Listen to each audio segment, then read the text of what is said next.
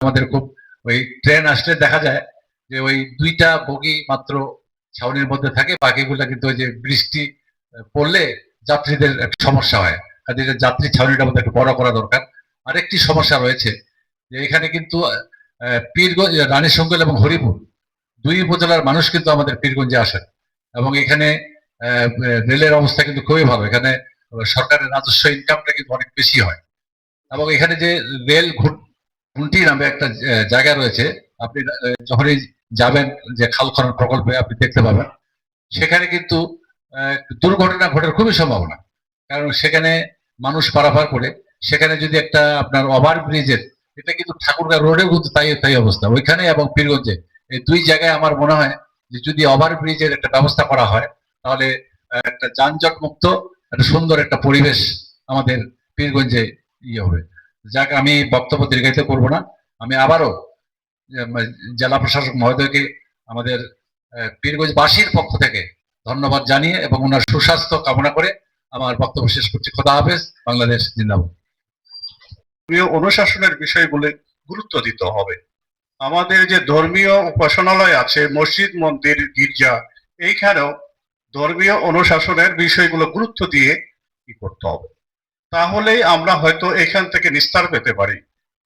মোগল আমলে এই পীরগঞ্জ থানা স্থাপিত হয়েছে যখন এখানে লোক সংখ্যা বড় জোর 20,000 ছিল, এখন 6 লাখ হয়েছে। ওই থানায় আছে।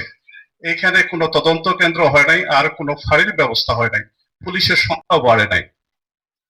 মাদকদ্রব্য নিয়ন্ত্রণ অধিদপ্তরের কোনো অফিস উপজেলা লেভেলে নাই, তাদের কোনো সদস্য এখানে থাকে না যে এটার ব্যাপারে মানে সার্বক্ষণিকভাবে কাজ করবে।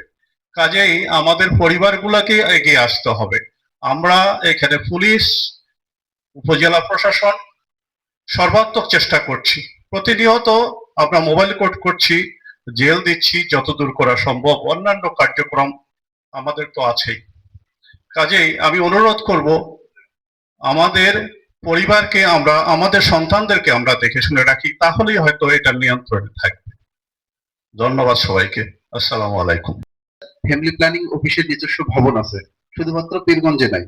তো আমাদের নিজস্ব ভবন না থাকায় আমাদের স্যাংশন পোস্টের বিপরীতে দাপ্তরিক কাজ করার যে সুযোগ সুবিধা এটা বিঘ্নিত হচ্ছে। তো স্যার এই বিষয়টা যদি একটু মাথায় রাখেন স্যার, তাহলে আমরা একটু উপকৃত হয়। দীর্ঘদিন আমরা চিঠি চালাচালি করছি, আমি যতদূর জানি, কিন্তু আমরা কোনো সুফল পাইনি স্যার। আপনার দপ্তর থেকে পাঠিয়েছেন আপনি? জি স্যার, এর আগে ডিউ প্রক্রিয়া আছে, সেটা ফলো করে পাঠালে নিশ্চয়ই হওয়ার কথা। ঠিক আছে, থ্যাংক ইউ সো মাচ। আসসালামু আলাইকুম। আড়ালে যায় কোন জায়গায় কিছু লোক, মানে যারা সহযোগিতা করে ওই মেয়ে পরিবারকে, কাজের মাধ্যমে ওটা গোপনে বিয়ে হয় স্যার, এবং এভিডেভিট করে আসে 14 বছরের মেয়ে, কিন্তু এখানে কাবিন রেজিস্ট্রিটা করে ওরা লুকিয়ে রাখে। এটা হলো কাজীদের একটা দোষ। অনেক মেয়ে কিন্তু ঝরে যাচ্ছে স্যার এই বাল্য বিবাহ হওয়ার জন্য। আর অসহায় নারীদের নিয়ে যখন আমি কাজ করি স্যার, অসহায় নারীরা কিন্তু অনেক নির্যাতিত, কিন্তু এই নির্যাতনের জন্য স্যার তাদেরকে আমাদেরকে সহযোগিতা করতে হবে। তারা যখন কোর্টে মামলা করে তারা কিন্তু বিচার পায় না। ইউনুস স্যারের সঙ্গে এটা মত বিনিময় হয়েছে আমাদের। উনি স্যার আপনার কথাই বলেছে, যেহেতু আজকে স্যার আমরা আপনাকে পেয়েছি স্যার, যেহেতু রানীশঙ্কল পার্শ্ববর্তী উপজেলা, ওখানে স্যার 8টা ইউনিয়ন, 1টি পৌরসভা, ওখানে স্যার পেট্রোল পাম্প হলো 9টি, আমাদের এখানে 5টি। কিন্তু দেখা যাচ্ছে আমাদের পীরগঞ্জে রানীশঙ্কলের মানুষ 60% লাইনে থাকে এবং হরিপুরের মানুষ স্যার। আমরা চাচ্ছি, যেহেতু ফুয়েল কার্ডের মাধ্যমে তেল নিচ্ছি আমরা সবাই, যদি পীরগঞ্জের মানুষ পীরগঞ্জের তেল নেয়, আমার মনে হয় স্যার এই লাইনটি আমাদের থাকবে না স্যার। এটির জন্য আপনার স্যার দৃষ্টি আকর্ষণ করছি। যেমন রানীশঙ্কল ইতিমধ্যেই ওনারা বিভিন্ন ইউনিয়নে পাম্প ভাগ করে দিয়েছে, কে কোন ইউনিয়ন কোন পাম্পে তেল নেবে স্যার। এটা যদি আমাদের এখানে ইউনিয়ন ভাগ না করে যদি ওপেন করে দেওয়া হয় কার্ড, কে কোন পাম্পে নিবে, তাহলে স্যার আমাদের পীরগঞ্জে কোনো সমস্যা হবে না। এটি স্যার আপনার দৃষ্টি আকর্ষণ করছি। এমপি মহোদয় আছে, ইউনো স্যার আছে, ওনারা স্যার আপনার সঙ্গে আলোচনা করে স্যার এটা আপনি আজকে এটা স্যার সমাধান করে দিবেন স্যার, ইনশাআল্লাহ। সবাইকে ধন্যবাদ। আসসালামু আলাইকুম, আদাব। মাদকের ব্যাপার আসলে অত্যন্ত আমাদের জন্য ভয়াবহ। আমি যে মেসেজটা দিতে যাচ্ছি, আমার জেলা প্রশাসক মহোদয় নেতৃবৃন্দ জড়িত থাকে, যেটি বাংলাদেশের রাজ্য টেলিভিশনে দেখা যায় বিগত সময়ে। কিন্তু আমরা এই পীরগঞ্জ উপজেলায় আমরা একদম দ্বিত্বহীন করতে বলতে যাচ্ছি, উদাত্ত কণ্ঠে বলতে যাচ্ছি যে আমাদের পীরগঞ্জ উপজেলায় আমরা বিএনপি যা রাজনীতি করি, আবার আমাদের বর্তমান বিরোধী দল জামাত ইসলাম যারা জড়িত, আমরা রাজনীতি করি, আমরা কেউ কিন্তু মাদকের সাথে জড়িত নই। তারপরও আমাদের পীরগঞ্জে মাদকটি কেন থাকবে? যদি সরকারি দলে এবং বিরোধী দলে কেউ জড়িত থাকতো তাহলে অবশ্যই এটা বন্ধ করা হয়তো কঠিন হতো, কিন্তু আমরা মুক্ত থাকা অবস্থাও তারপরে মাদকটি বন্ধ হচ্ছে, এটা আমাদের খুব দুঃখজনক। আমি চাই যে পীরগঞ্জ উপজেলার মাদকের ব্যাপারে আমাদের জেলা প্রশাসক, উপজেলা প্রশাসন একটি শক্ত ভূমিকা রাখবে, এটি আমরা প্রত্যাশা করি। এবং এই মাদকটি আমাদের জন্য অত্যন্ত ভয়াবহ অবস্থা হচ্ছে।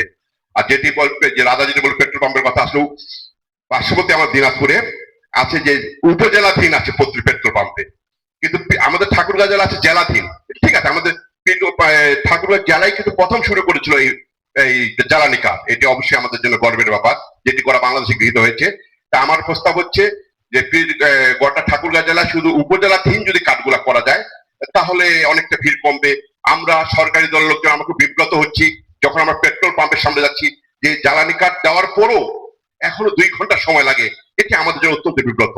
এখান থেকে একটি পরিত্রাণ পাওয়ার জন্য আপনার ব্যবস্থা নেবেন। পাশাপাশি আমাদের পীরগঞ্জ ইউনাইটেড পেট্রোল পাম্প আছে, যে পেট্রোল পাম্পটি বলা হচ্ছে গত বছরের মে মাসে যে উত্তোলনটা পেয়েছিল, এখন সেই পরিমাণ তেল দিতে যাচ্ছে। পাশে একটা পেট্রোল পাম্প আমাদের বন্ধ আছে, আমাদের আরএন পেট্রোল পাম্প।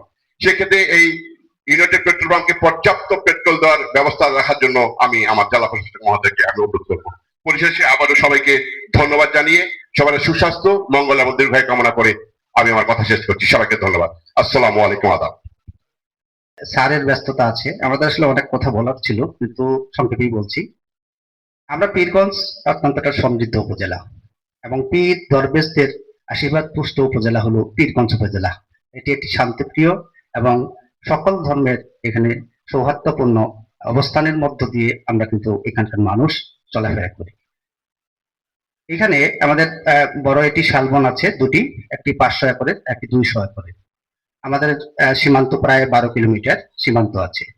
আমাদের সবচেয়ে বড় এটা কি বলবো গোরস্থান আছে, সেটির প্রায় 300 একরের উপরে।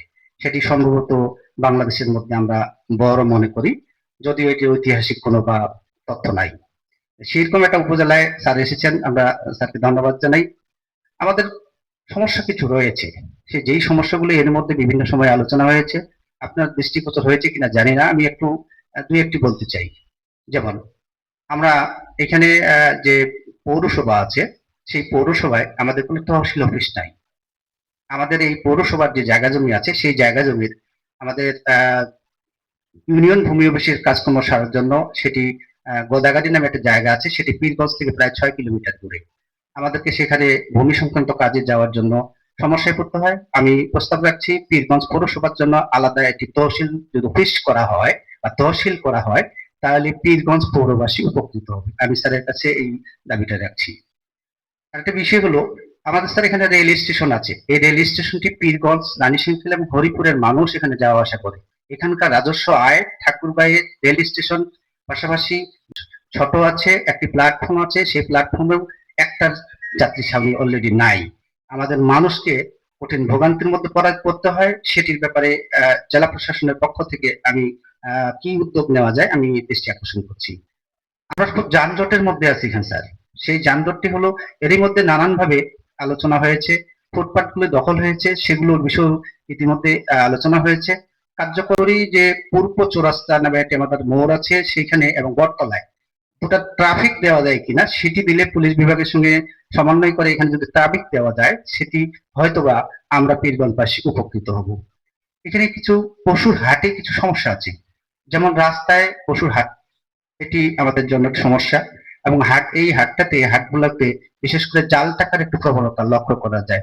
সে বিষয়ে একটু আমাদের মনে হয় সজাগ থাকা দরকার প্রশাসনের পক্ষ থেকে। আর মাদকের বিষয়টাতে বলা হয়েছে। আর যে সমস্যাগুলো আমাদের জনগণ আমাদের কাছে বারবার বলে, সেটি হলো, আমি সব ভূমি অফিসের কথা বলছি না, ইউনিয়ন পর্যায়ের যে ভূমি অফিসগুলো, তহসিল অফিসগুলো, সেখানে সাধারণ মানুষ নানাভাবে হয়রানির শিকার হচ্ছে, যেটি প্রতিনিয়ত রাজনীতিবিদ, সাংবাদিক, আমাদের এমপি মহোদয় সবাই কাছেই এটি মাঝে মানে একটা অসহ্য একটি প্রতিনিয়ত এই একটি অভিযোগ আছে। এইটির প্রতি একটি নজর দেওয়ার জন্য আমি আজকে আহ্বান জানাবো। অন্তত হাসপাতাল একটি গুরুত্বপূর্ণ আমাদের এখানে, সেখানে এই স্বাস্থ্য কর্মকর্তার পদ নিয়ে আমরা যেটুকু জানি একটু অফিসারদের মধ্যে টানাটানি আছে। এখানে ভারপ্রাপ্ত দিয়ে চালানো হচ্ছে, সেই কারণে এখানে প্রশাসনিক সহ অন্যান্য কার্যক্রমের ক্ষেত্রে কিছুটা জটিলতা আমরা লক্ষ্য করছি। দেওয়া যায় কিনা সেই প্রত্যাশা রেখে এবং মাননীয় জেলা প্রশাসক মহোদয়কে আবারও অসংখ্য ধন্যবাদ জানিয়ে আমি আমার কথা শেষ করছি। আল্লাহ হাফেজ।